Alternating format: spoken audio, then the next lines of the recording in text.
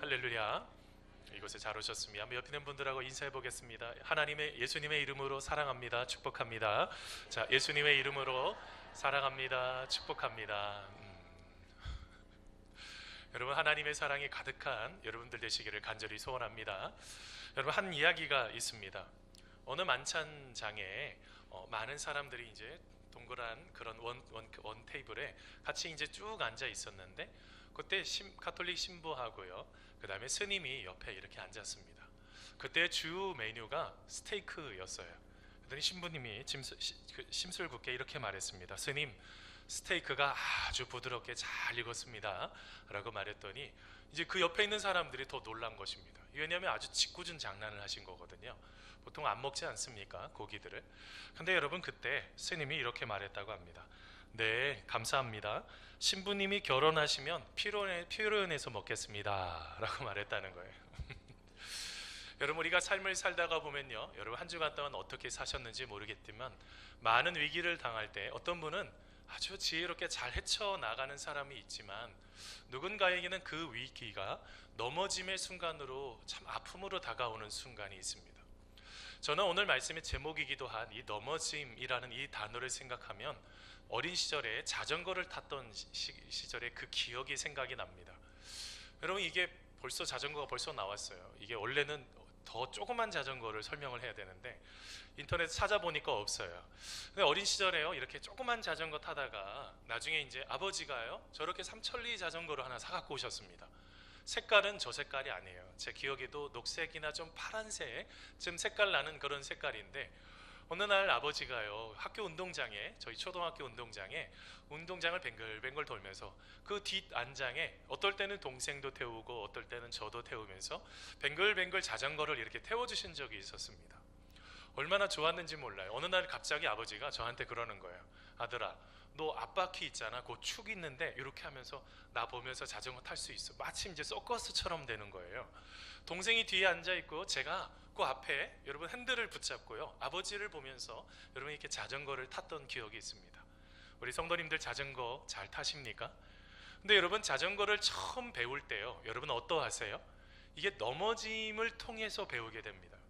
처음에는 그냥 내가 탈 수 있을 것 같아요. 내가 열심히 페달만 잘 밟으면 탈 수 있을 것 같은데, 실제로는 자전거 타기가 처음에 균형 잡기가 여러분 얼마나 어려운지 모릅니다.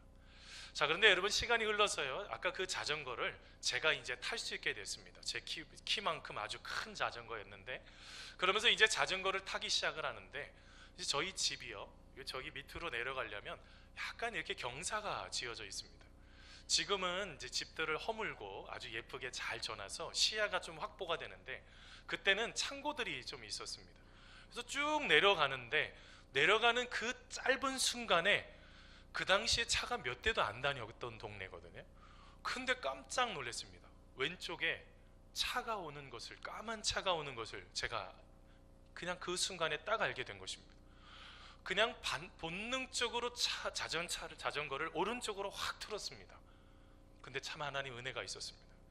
그 옆에 확 틀었더니 그 밑에 집이었는데요, 집을 공사하려고 모래를 한 무더기를 갖다 놔가지고 제가 안전하게 그냥 조금만 긁히는 정도지 크게 다치지 않고 제가 그곳으로 벌써 이렇게 쓰러졌던 그런 경험이 있었습니다. 아마 그때 심하게 다쳤으면 여기 못 왔을지도 몰라요. 못 보고 있을지도 모르는데, 근데 제가 그때 이후로 자전거를 탈 때 어떻게 할까요? 상당히 조심하게 되었습니다. 아, 이게 내가 원한다고 그냥 막 달리면 안 되는구나, 조금 조심할 필요가 있겠구나 라는 생각들을 바로 갖게 된 것입니다. 근데 여러분, 신앙생활에도 조금 긴장하고 조심해야지 되는 부분들이 있습니다. 그게 뭐냐면, 우리가 하나님의 자녀로서 여러분 자신감 있게 잘 살아가는 것도 중요한데, 우리가 죄인이라는 것을 놓쳐서는 또한 안 됩니다. 여러분, 이 부분에 대해서 바로 신학자인 아더 핑크가요, 여러분 이런 말을 했습니다. 우리 같이 천천히 한번 읽어볼까요? 시작. 자신이 영적인 파산 상태이며 도덕적 문둥병자이자 길을 잃어버린 죄인이라는 사실을 삶의 경험으로 통과하지 않고는 그리스도인이 될 수 없다라는 말을 했어요. 여러분, 우리가 누구라고요? 우리는 쉽게 영적인 파산의 상태에 빠질 수도 있습니다. 쉽게 여러분 죄에 대해서 문둥병자처럼 감각이 없는 사람으로 살아갈 수도 있고요. 그 다음에 길을 잃어버려서 어디로 가야 될지 알지 못하는 바로 그런 죄인이라는 것입니다. 여러분, 이 죄인이라는 것을 놓쳐버리면 자꾸 우리의 삶 속에 더 좋은 것들, 더 기쁜 것들, 행복한 것만 추구하다가 우리의 삶 속에 그 모든 것들을 이뤄놓고 다 잃어버리는 고통을 경험하게 된다는 거죠. 뭘 말하고 있습니까? 여러분, 보이지 않는 상황에서 무너질 때 그 무너지는 상황에 내가 어떻게 하나님을 진정으로 믿고 있느냐, 진정으로 신뢰하고 있느냐, 바로 이 부분이 중요하다는 것입니다. 그 고난을 통해서, 넘어짐을 통해서 다시 하나님을 여러분 찾고 다시 하나님을 의지하려고 하는 그 믿음이 바로 우리의 삶 속에 필요하다는 것이죠. 여러분, 시편 119편 여러분 67절에 보면 이런 고백이 있습니다. 고난 당하기 전에는 내가 그릇 행하였더니 이제는 주의 말씀을 지키나이다. 여러분, 이 삶의 고백은 모든 영적인 거장들이 다 고백했던 고백이기도 합니다.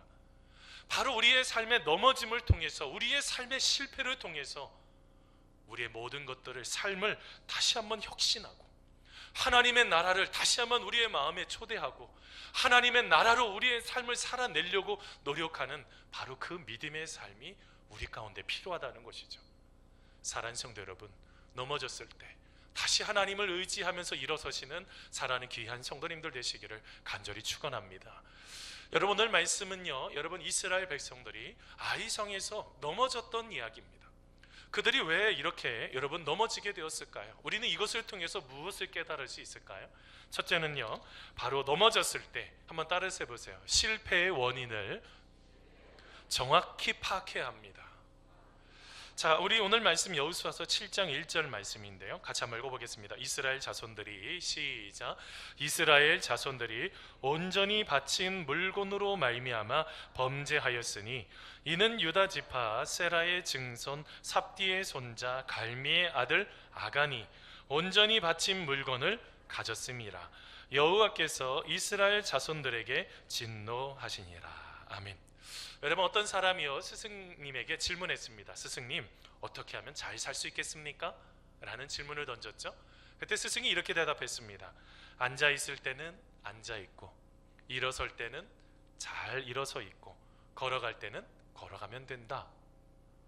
아이 스승님, 그거 다 알고 있는 것 아니겠습니까? 라고 했을 때 그 스승이 이렇게 말했다고 합니다. 그렇지 않다.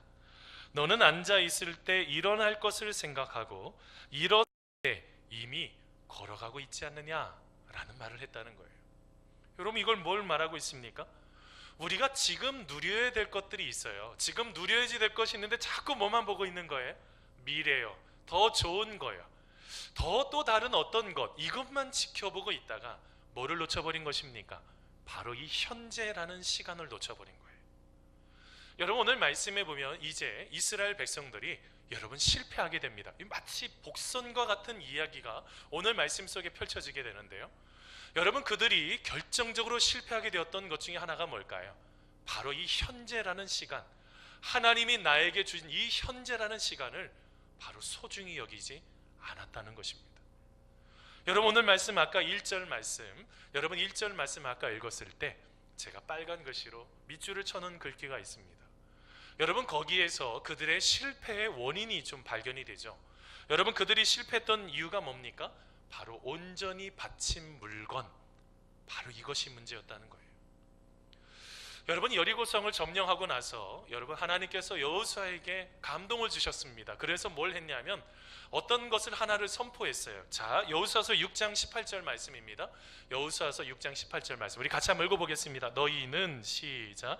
너희는 온전히 바치고 그 바친 것 중에서 어떤 것이든지 취하여 너희가 이스라엘 진영으로 바치는 것이 되게 하여 고통을 당하게 하지 아니하도록 오직 너희는 그 바친 물건에 손대지 말라. 아멘.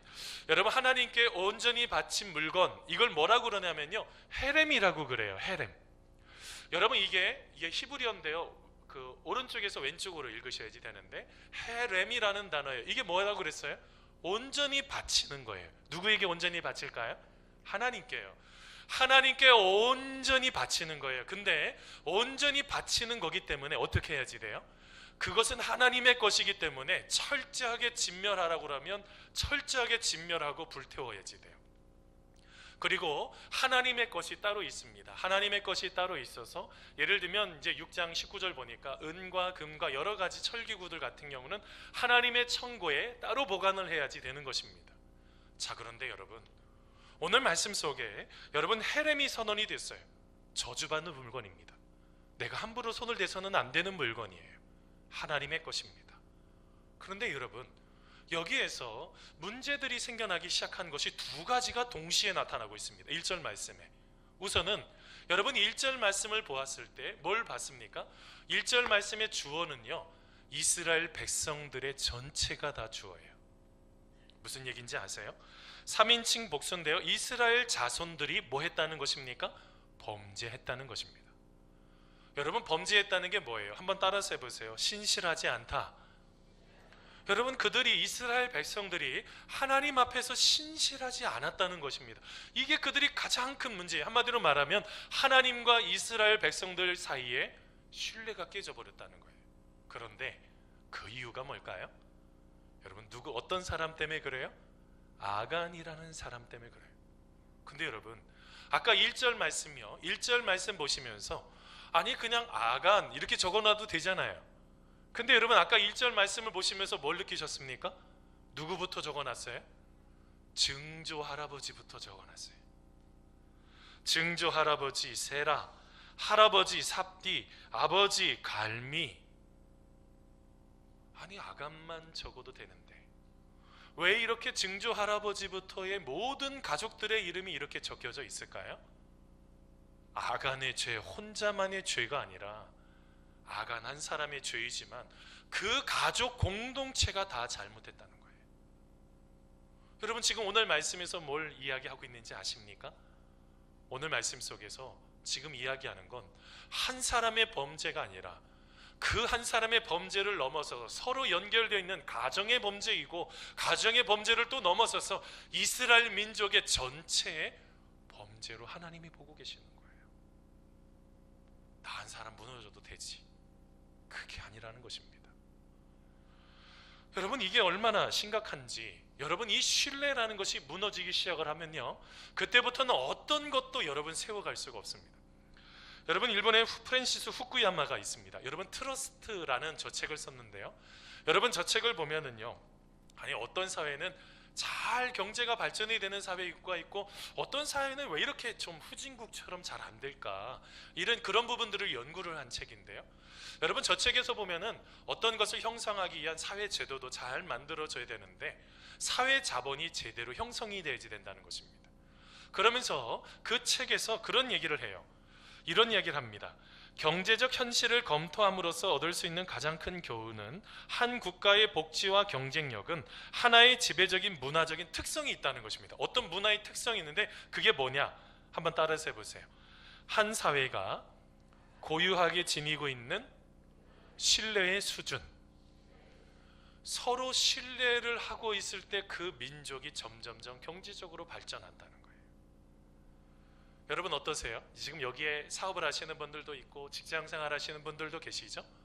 여러분 옆에 있는 사람을 신뢰하십니까? 불신하십니까? 내가 저 사람을 무익 협동해봐야 뭐해? 무익한 협동이라고 보고 보통 일반적으로 기만하거나 협작은 뭐냐면 그 사람을 그릇된 짓을 통해서 남을 속이는 거예요. 그리고 또 뭐예요? 배신을 통해서 이익을 자꾸 추구하려고 하는 것입니다. 그러면 어떻게 될까요? 법이라는 테두리 안에서 강제를 시켜버리는 거예요. 왜요? 서로를 신뢰를 할 수가 없으니까. 이런 사회에서는 어떻게 될까요? 서로를 신뢰할 수 있을까요? 그리고 모든 것들을 잘 풀어갈 수 있을까요? 신뢰하는 사람이 바보가 돼버리는 거예요. 여러분, 그래서 어떻게 됩니까? 불신사회에서 타인을 신뢰하는 사람은 더 불행해지더라는 거예요. 지금 오늘 말씀에 이런 문제들이 지금 일어나려고 하고 있는 거예요. 한 사람의 문제가 아니었습니다.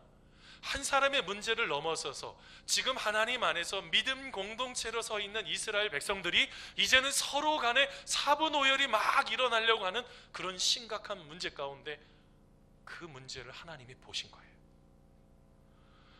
여러분, 이 아간이요 얼마나 탐욕스러운지 아세요?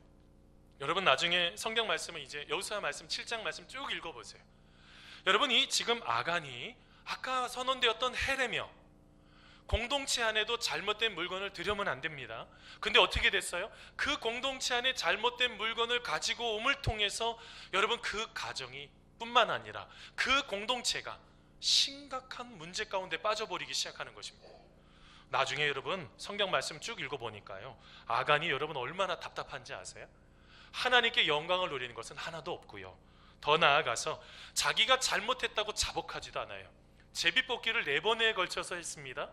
모든 지파들 다 나오게 해서 지파장들을 나오라고 해서 지파를 먼저 뽑았고요, 유다 지파가 뽑힌 거죠. 그러면서 여러분 할아버지부터 증조 할아버지부터 계속 4번에 걸쳐서 뽑히고 있는데 회개를 하지 않아요. 여러분, 지금 하나님은 이스라엘 백성들을 신뢰하고 있는데 완전히 무너져가고 있는 것을 지금 막아서기 위해서 기회를 주신 거예요. 수많은 비상구들을 주었습니다. 그때 빨리 회개하라는 거예요. 이제 더 이상 그거 하지 말라는 거예요. 근데 여러분 어떻게 했어요? 끝내는 여러분 그것이 무너지고 나중에는 여러분 21절 보니까요, 헤렘이라고 선언했습니다. 이게 하나님 것이라고 선언을 해버렸는데 21절에 뭐라고 그러는지 아세요?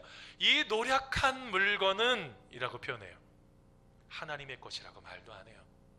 뭐라고 표현해요? 내가 노력했다는 거예요. 여러분, 이게 지금 얼마나 심각한 문제입니까? 여러분, 이런 일들이 우리의 삶 속에 까딱 잘못하면 일어날 수가 있어요. 여러분, 왜 이런 문제들이 생겨났을까요? 오늘 말씀에 말하려고 하는 핵심은 부모의 영향이 그만큼 중요하다는 것입니다.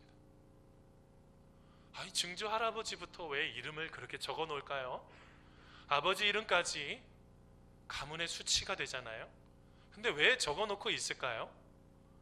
여러분, 만일 우리의 가정이에요, 집에 가서 우리 부모님들이 매일같이 싸우고 매일같이 교회 욕하고 매일같이 원망하고 불평하고 하나님에 대해서 잘못 이야기를 하면 그 자녀들이 믿음으로 살아낸다는 거, 아니 사고치지 않은 것만 해도 기적이 되는 거죠.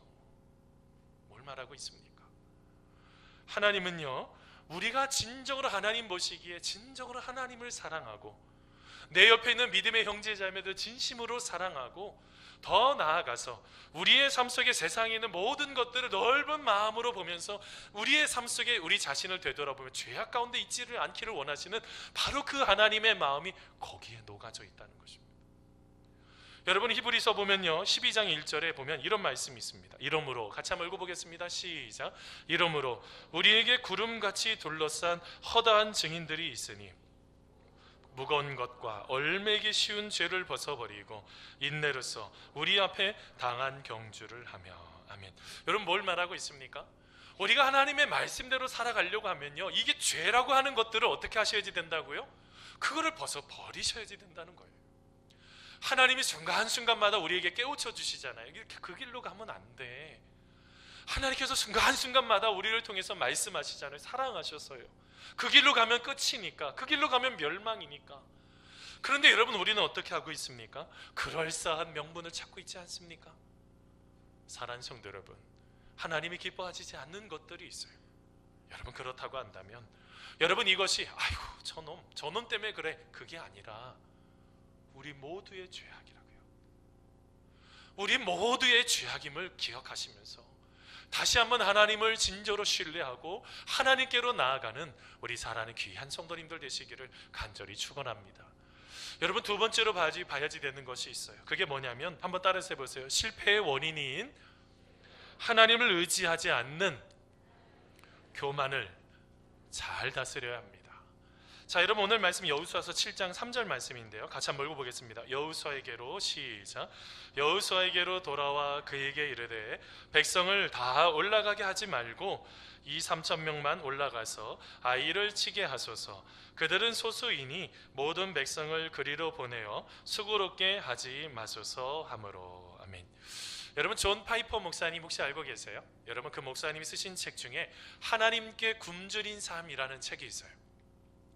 여러분 저 책에 보면은요, 여러분 이런 이야기가 있습니다.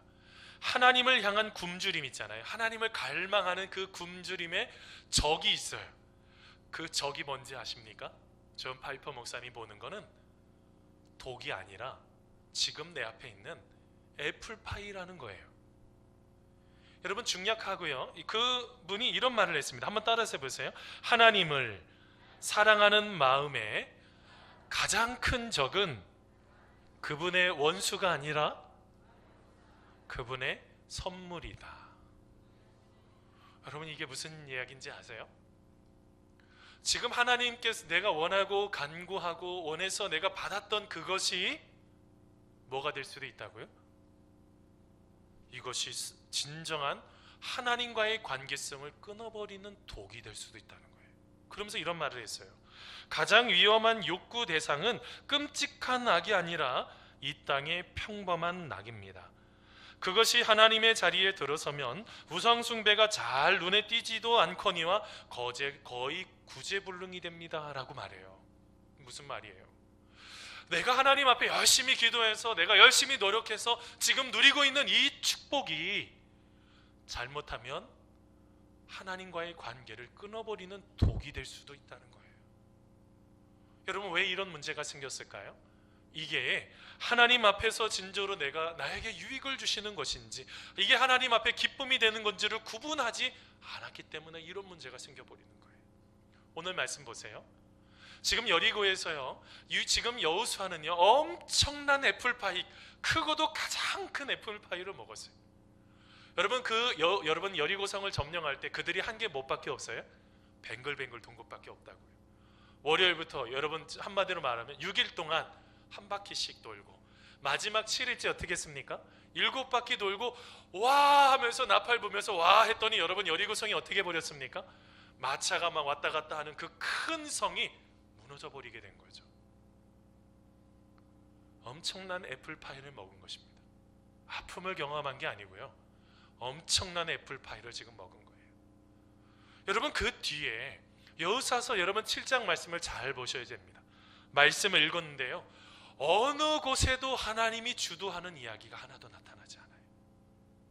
여러분 지금 아이성에서 이제 싸움을 시작하게 됐습니다. 정탐꾼들이 보고를 했죠. 이제 여러분 그 아이성과 싸움을 하기 시작을 하는데, 여러분 그 땅을 하나님께서 주시겠다고 말씀도 안 하셨어요.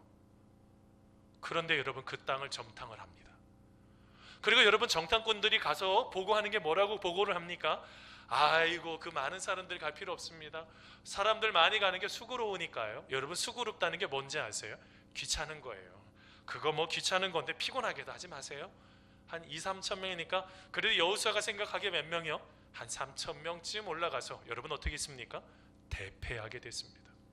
36명만 죽은 게 아니라요, 그들이 여리고성을 점령할 때 그들의 마음이 완전히 물처럼 녹아져 있는 그 마음이었는데, 이제는 지금 단 한 번에 또 다른 전쟁에서 그들의 마음이 물처럼 녹아져 버린 거예요. 이제 싹 다 죽어버리겠다는 거예요. 여러분 왜 이럴까요? 하나님이 없어요. 여러분 이것은 더 심각한 문제가 나타납니다. 오늘 말씀에 쭉 읽어보세요. 거기 말씀에 보면요, 여호수아가 명령도 하지도 않았어요. 여호수아가 명령도 하지도 않았는데 벌써 3,000명 전쟁하려고 쭉 올라가고요. 이제 나중에 실패하고 나서 8장 말씀에 보면요, 여호수아가 이제 명령하여 이르되 이렇게 나와요. 뭘 말하고 있습니까? 직무유기가 지금 나타난 거예요. 더 큰 문제가 뭔지 아세요?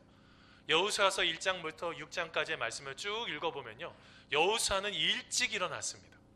일찍 일어났다는 게 뭐예요? 하나님 앞에 기도하고요, 하나님의 뜻을 찾고 늘 백성들과 함께 썼는데 그 말씀조차도 없어버려요. 여러분 그들의 마음속에 이것을 통해서 나타난 결과가 무엇입니까? 완전히 망하는 것과 같은 두려움들을 그들이 경험하게 되었던 것입니다. 여러분 이것을 통해서 여호수아와 이스라엘 백성들의 패배의 원인을 좀 찾을 수 있습니다. 여러분 가장 큰 패배의 원인이 무엇일까요? 하나님이 말씀도 해주지 않으셨어요. 그런데 어떻게 한 것입니까? 자기가 원하는 대로 갔어요. 근데 여러분 더 큰 문제가 뭔지 아십니까? 애플파이요.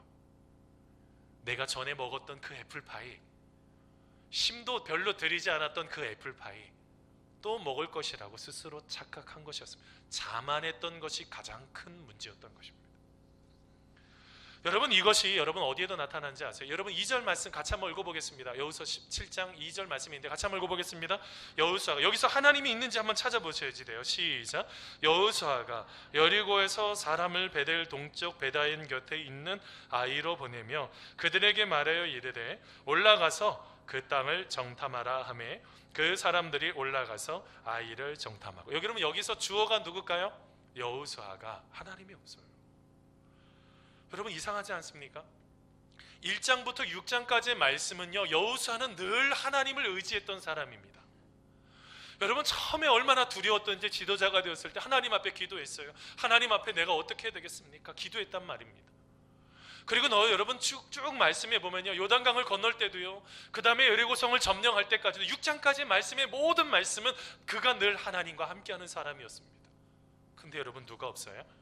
그 애플파이 먹다 보니 끝내는 자기 자만심이 더 좋은 축복이 넘칠 거다, 자기 스스로 생각했던 그 교만이 끝내는 여러분 모든 것을 무너뜨리게 되었던 거예요. 따라서 해보세요. 하나님의 사람은 크든 작든 기도해야 합니다. 하나님의 사람은 크든 작든 기도했어야지 되는 거예요. 근데 여러분, 그렇게 기도하지 않으니 자기가 서 있다라고 착각한 것 아니겠습니까? 그게 여러분 고린도전서 그래서 10장 12절에 되게 조심해야 되는 거, 이 부분을 이렇게 말합니다. 같이 한번 읽어보겠습니다. 그런즉, 시작. 그런즉 선줄로 생각하는 자는 넘어질까 조심하라. 아멘. 여러분, 여기에서 섰다라는 것은요, 영적으로 자신을 이제 성인이 되었다라고 생각을 하는 거예요. 성인이 되었다는 게 뭡니까? 이제 내가 어른이 됐는데 이제 내가 이쯤이면 내가 잘할 수 있지. 그러면 여러분 뭐 한다고요? 넘어지게 되는 거예요. 지금 어떤 마음이 그의 마음속에 가득 차 있습니까? 여러분, 우리가 신앙생활을 하다가 보면, 삶을 살다가 보면 좀 착각하는 게 있어요. 예를 들면요, 이런 거죠. 주일날 여러분 돈을 열심히 벌면 다른 사람보다 더 잘 살아야 되잖아요. 내가 하나님 것을 구별해서 드리지 않으면 돈이 더 매우 넉넉하게 되잖아요. 그런가요? 뭘 놓친 거예요? 영적인 감각이 무뎌지기 시작을 하니 자기 자신을 못 보는 거예요. 그거 알고 계세요? 여러분, 영적으로 무너진 사람은 자기 자신을 볼 수가 없습니다. 내가 하나님과의 관계가 끊어진 사람은요, 자기 자신을 볼 수가 없어요. 누가 볼까요? 옆에서 기도하는 사람들이 보여요. 제 마음속에 너무너무 안쓰러운 사람들이 있어요. 기도할 때마다 마음의 안쓰러움이 느껴져요. 지금 영이 죽어가고 있는데, 지금 하나님과의 관계가 완전히 끊어져 있는데 하나님 없이 살면서 잘 된다, 이거 심각한 문제가 될 수도 있는 거예요. 뭘 말하고 있는 것입니까? 여러분, 우리가 말씀을 통해서 객관적으로, 말씀은 거울과 같은 거 아닙니까? 또 말씀은 빛이에요. 우리 자신을 비춰봐야지 됩니다. 그런데 말씀이 사라져버린 상태에서, 하나님이 사라져버린 상태에서 잘 된다, 이게 축복이 아닐 수도 있다는 거예요. 여러분, 한 이야기가 있습니다. 어느 날요, 3살짜리, 5살짜리, 7살짜리 아들을 키우고 있는 어떤 아빠의 이야기예요. 어느 날에 아빠가요, 아주 그 당시에 좋은 장난감을 하나 사들고 왔습니다. 그러면서 애들을 앉혀놓고 그랬죠. 얘들아, 싸우지 말고 이 장난감을 서로 잘 가지고 오면서 놀아야지 돼 라고 말했더니 아이들이 그냥 안 싸울까요? 얼마나 싸우던지 다시 아이들을 다 무릎을 꿇혀놓고 아이들한테 말했어요. 야, 너희 왜 이렇게 싸우고 그러니? 이제부터 엄마 말 가장 잘 듣는 아이에게 아빠가 먼저 이것을 놀 수 있도록 우선권을 줄 거야 라고 했더니, 거기에서 큰 아이가요, 눈치를 보면서 이렇게 말했다고 합니다. 알았어요. 그러면 아빠가 먼저 가지고 노세요 라고 말했다는 거예요. 여러분, 애들도 다 알아요. 애들도 다 알죠. 근데 여러분, 하나님은 우리의 삶을 모든 것을 모를까요? 마치 안 보고 있는 것처럼 우리의 삶을 살아내는 것들을 지금 그게 얼마나 지금 위험한지를 오늘 말씀을 통해서 우리가 볼 수가 있는 것입니다. 그래서 여러분, 우리 자신을요, 낙관하는 것이 아니라 우리 자신의 연약함을 고백을 하셔야지 돼요. 여러분, 성경 말씀을 쭉 읽어봐도 그렇고, 오늘 그 다음에 위대한 종교개혁자들을 보면요, 여러분, 루터가요, 여러분 이런 말을 했다고 그래요. 나는 교황이나 모든 추기경들보다는 내 자신의 마음을 더 무서워합니다. 왜냐하면 그것은 내 속에 보다 더 큰 교황, 자아가 있기 때문입니다 라고 말을 했어요. 내 자신을요 조금만 방심하면 이것이 내 마음의 중심이 하나님이 되어서 하나님을 완전히 하나님 없이 나의 인생을 살아가면서 잘 될 거라고 착각을 해버린다고요. 오늘 말씀 잘 보세요. 여호수아가요, 그 다음에 장로님들이요 잘못된 것을 깨닫기 시작을 했어요. 그리고 뭘 합니까? 여호와의 궤 앞에서 자기 자신을 되돌아보기 시작합니다. 어떤 말도 할 수가 없었습니다. 뭘 본 겁니까? 자기 자신의 죄악을 본 거예요. 그러면서 여러분 죄를 뒤집었습니다. 옷을 찢습니다. 자기의 삶 속에 자기 하나님 앞에 하나님 없이 살아갔던 그것을 보기 시작했던 거예요. 사랑하는 성도 여러분, 하나님이 우리의 연약함을 통해서 우리의 죄악을 하나님은 보기를 원하세요. 여러분 이게 뭡니까? 다른 말로 표현하면 회개죠. 여러분 회개가 일어날 때 뭐가 일어날까요? 놀라운 회복의 은총이 일어나기 시작을 합니다. 사랑하는 성도 여러분, 우리 자신의 죄악됨, 우리 자신의 잘못된 것을 꼭 돌아볼 수 있는 우리 사랑하는 귀한 성도님들 되시기를 간절히 축원합니다. 그러면서 마지막으로요, 하나님은 이렇게 회개하는 사람들에게 어떻게 하십니까? 한번 따라서 해보세요. 일어서라 라고 말씀하십니다. 어떻게 하신다고요? 일어서라 라고 말씀하신다는 거예요. 여러분 오늘 말씀 여호수아서 7장 10절입니다. 우리 같이 한번 읽어보겠습니다. 여호와께서 시작. 여호와께서 여호수아에게 이르시되 일어나라, 어찌하여 이렇게 엎드렸느냐. 아멘. 여러분 그들이 뭘 깨닫기 시작했어요? 여호와의 궤 앞에서 내가 하나님의 말씀대로 믿음대로 살지 못했던 것, 그리고 그 말씀을 따라서 순종하지 못했던 것을 깨닫기 시작했어요. 여러분 그러할 때 어떤 회복의 은총이 찾아오기 시작했습니까? 오늘 말씀에 하나님께서요, 여러분 달리다굼이라는 단어 아시죠? 달리다가 뭐예요? 소녀야 라는 거잖아요. 쿰은 뭐예요? 일어나라. 오늘 말씀에 우리 하나님께서 이 여호수아와 장로들을 향해서 뭐라고 말씀하세요? 쿰 일어나. 쿰 일어나.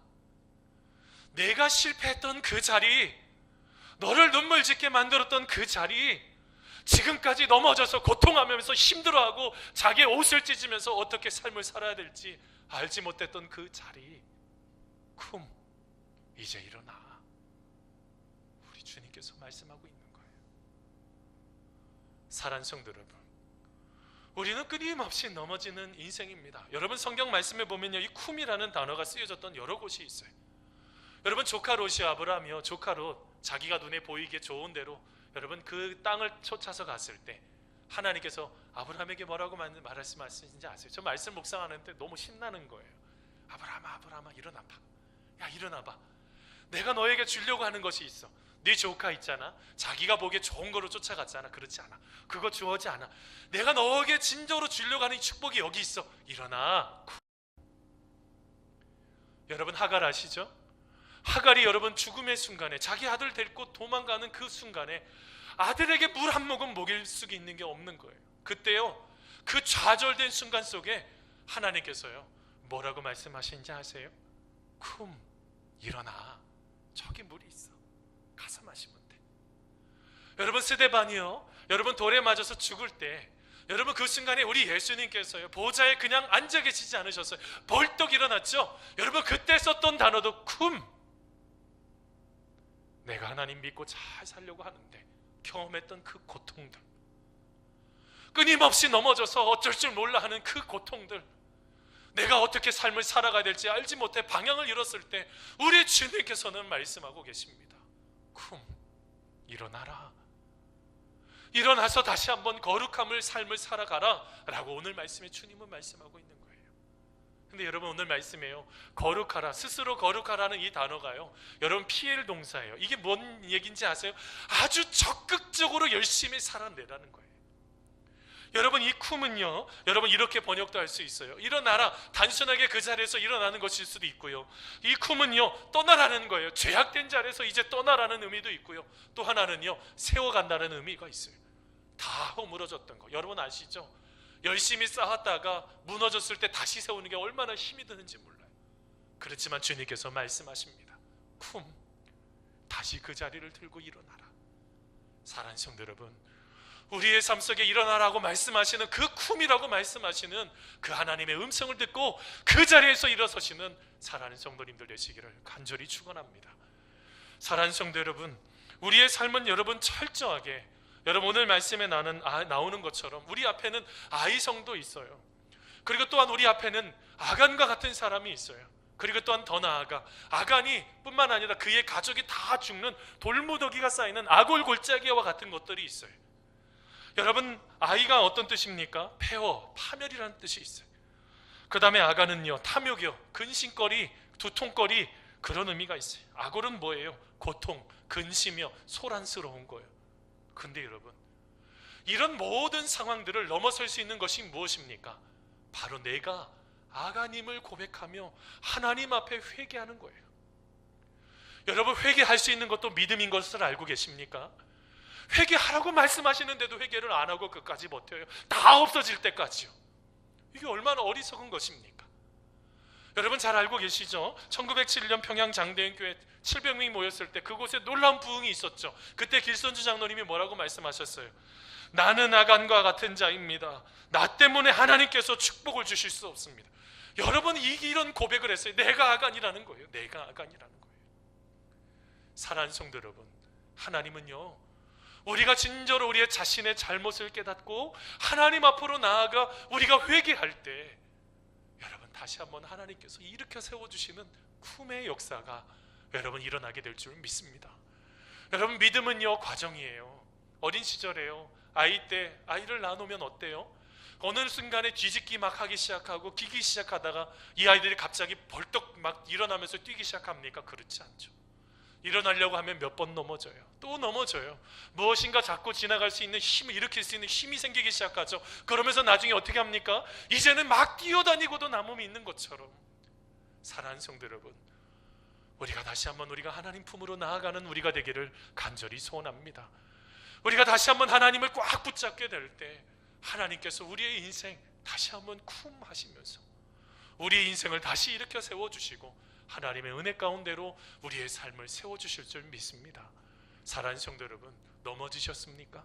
그것도 선물이에요. 다시 믿음을 회복하려고 하라고 하는 하나님의 선물입니다. 다시 한번 믿음을 회복하시고 하나님 의지하면서 다시 한번 일어서시는 사랑하는 성도님들 다 되시기를 간절히 축원합니다. 우리 같이 기도하시겠습니다.